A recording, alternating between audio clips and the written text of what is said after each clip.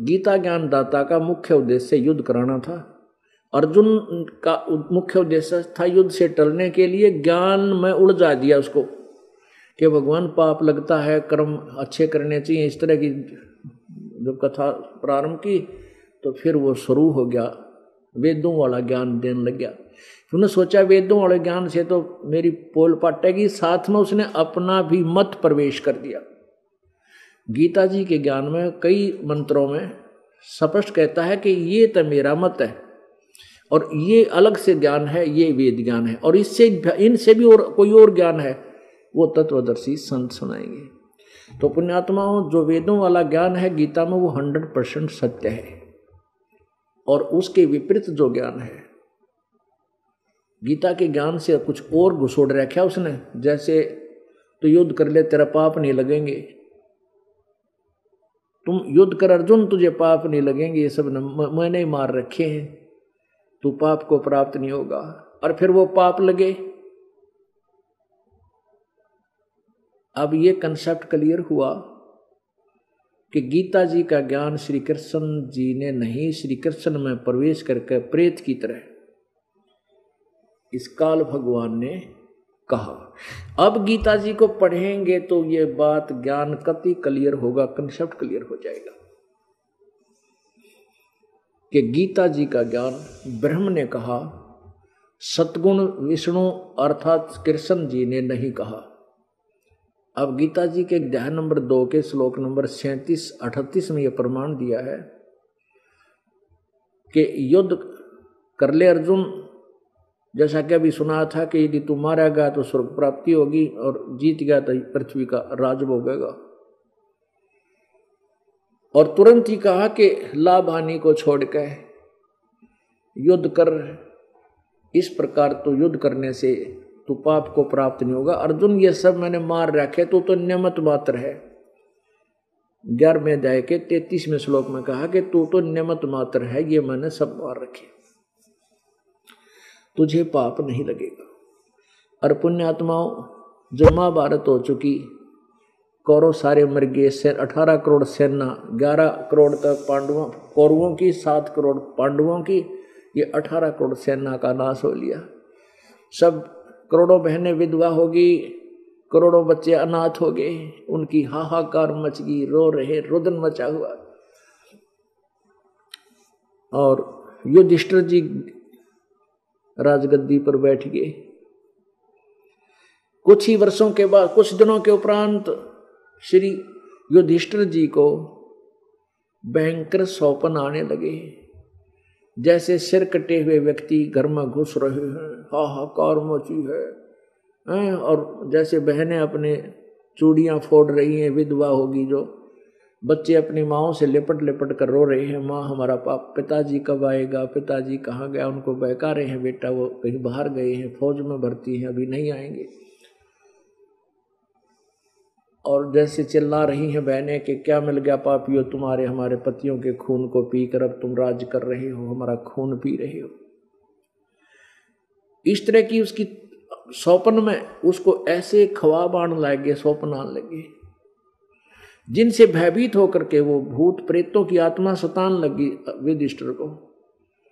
और जबकि श्री कृष्ण जी पांडवों का धार्मिक गुरु थे,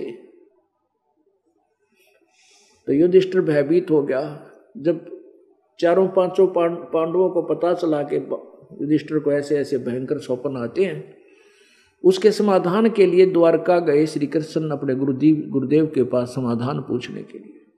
उन्होंने जाकर सारी डिटेल बताई। फिर अर्जुन, भीम, नकुल, सहदेव और युधिष्ठिर ने कि ऐसे ऐसे भैया को, युधिष्ठिर को ऐसे ऐसे सौपन आ रहे हैं, ऐसे ऐसे स्थिति हो जाती है, कई दिन हो गए सो है ना खाता, ना सो रहा ना खा पी रहा है, बहुत बुरा, आंखें फटी फटी सी रहती है, ऐसे डरा सा रहते हैं।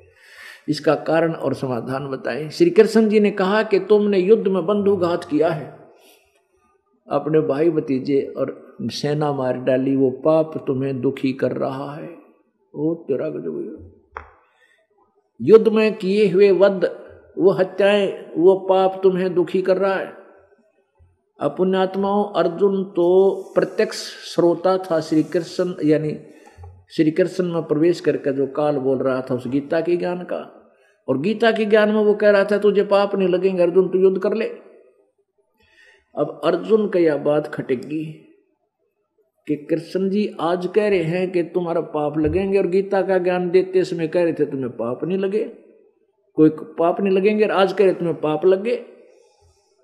अब वहां इसलिए चुप रहा कि कहीं अब मैं छेड़छाड़ कर दूं और कृष्ण जी को कह दूं कि आप युद्ध गीता के ज्ञान में दिनों को थे वे पाप नहीं लगे, और युद्ध कर ले मैं मना करूं था नहीं, मैं तो चाहूं नहीं था वे भिक्षा का अन्न भी खा करके मैं गुजारा कर लूंगा, अब मैं युद्ध नहीं चाहूं था, और इसने हमसे युद्ध करवाया, यही कहा कि तुम्हें पाप नहीं लगेंगे।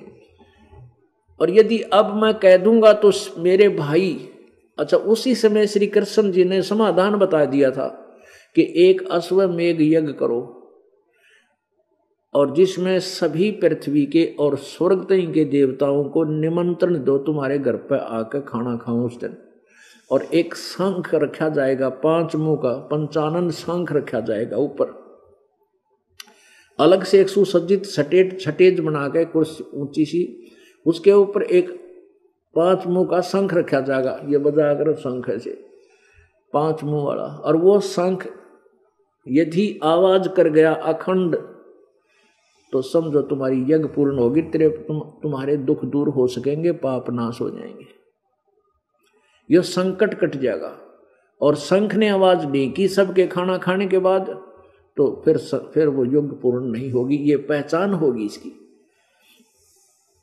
अब पूरी पृथ्वी के जिसमें 12 करोड़ ब्राह्मण और 33 करोड़ देवता, 88,000 ऋषि और 56 करोड़ यादव वहीं पर खाना खाने के क्यों रिश्तेदार थे आपस में, और भी अनाथ जीव सबको न्योता दिया गया, इतने आए हुए थे, इतना बड़ा पुण्य करवाया श्री कृष्ण जी ने, यानी धर्म यज्ञ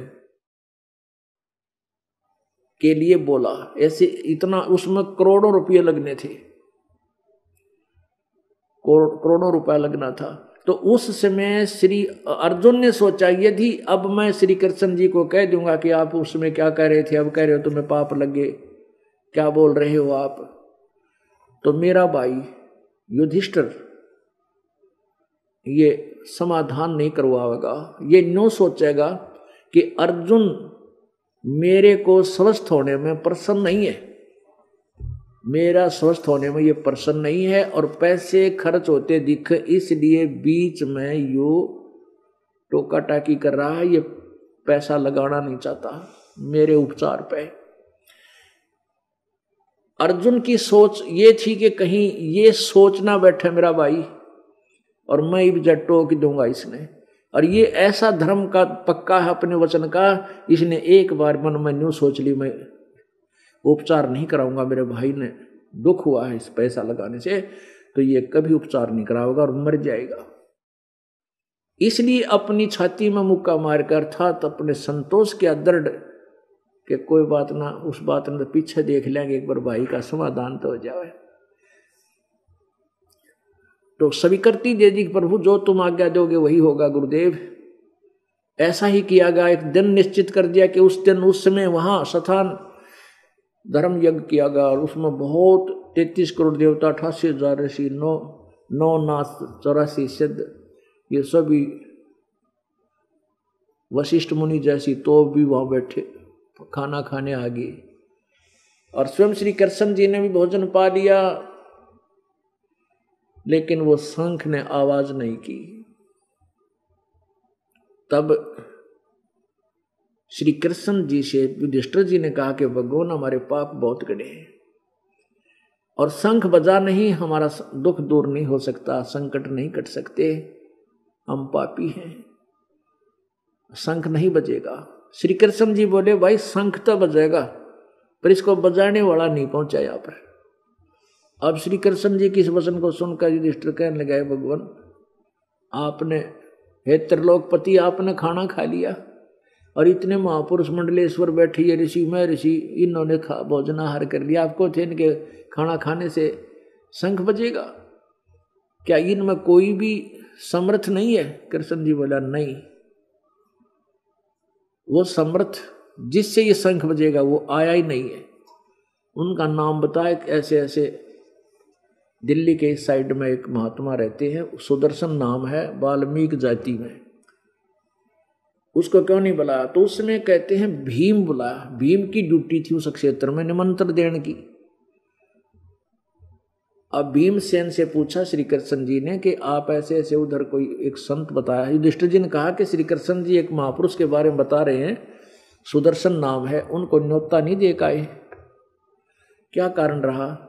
भीम जी ने कहा कि जी न्योता तो मैं दे आया था, पर वो कुबोला आदमी है, वो बहुत गलत बोलिया, इसलिए मैंने उसको कह दिया तुम आवत आ जाइए, ना हो तो बेशक मत आइए, तेरे बिना के हमारी यज्ञ ना हो। अब श्री कृष्ण जी ने कहा कि बोला तू वो क्या बोला, मुझे बता तो देता है कि वह क्या है। श्री कृष्ण जी ने कहा उस संत के बिना ये सभी बैठे हैं ना जितने मंडलेश्वर, ये सारे नरक में जाने वाले हैं। आने वाले जन्म में इनके कोई पशु बनेगा, कोई पक्षी बनेगा। युधिष्ठिर, ये सुख की महिमा के भूखे, इनके पास यथार्थ ज्ञान भक्ति नहीं है। इस बात से युधिष्ठिर ने समझ सका कि भगवान इसे ऐसे महापुरुषों को महर्षि सद बैठे गोरखनाथ जैसे, और जो सागर पी लें सातों एक घूट में अगस्त ऋषि जैसे बैठे, और उनको कह रहे हैं कि ये सब नरक में जाएंगे, इनकी साधना ठीक नहीं है। युधिष्ठिर सहम गया, कहने लगा भगवान मेरा संकट तो और बढ़ गया।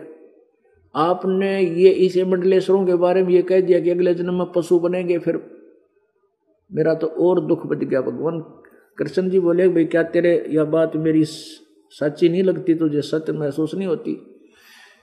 युधिष्ठिर बोला भगवान ये तो मैं नहीं कह सकता कि आप असत्य बोल सकते हो, नहीं, लेकिन मेरी बुद्धि छोटी है, मेरी समानता को ना कि ये पशु पक्षी बनेंगे इसे महापुरुष।